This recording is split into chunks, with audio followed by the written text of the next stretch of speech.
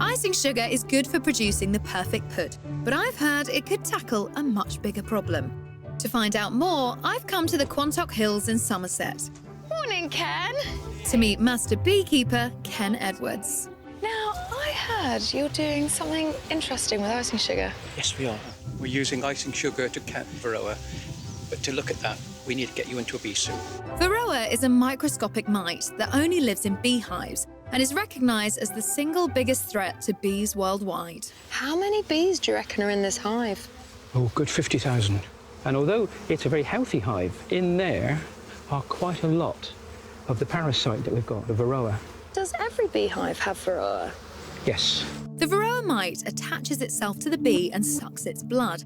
As it feeds, it transmits bacteria and viruses which can kill its host. Thousands of bee colonies have been wiped out as a result. How important is it that we look after our bees? Oh, essential.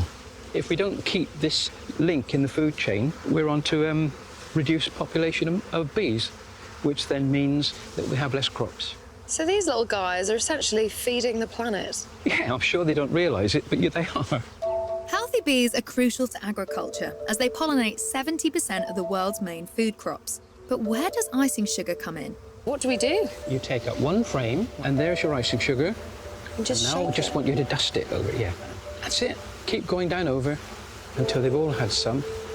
And you'll see them in a minute begin to clean themselves and clean each other. Oh, yeah, they're climbing over each other, Yeah, having a little dust off. that's right. And of course, when they're cleaning off the sugar, the varroa fall off and they can't get back on the bee. So why icing sugar in particular, Ken? You couldn't just use any old sugar. No, you couldn't, because the granulated sugar would just fall off. You need something very fine, like a dust. The microscopic granules of icing sugar stick to the varroa's feet and they can't hold their grip. It's a bit like wearing socks on a clean tiled floor. So we're good in the dust. Yep. Where are the mites? The varroa drop through. It's got a crab-like shell. What, just these little dots? Yeah, which is a browny black. Oh, I see. Not everyone in the beekeeping world is convinced it works, but for Ken and many like him, icing sugar is the bee's knees.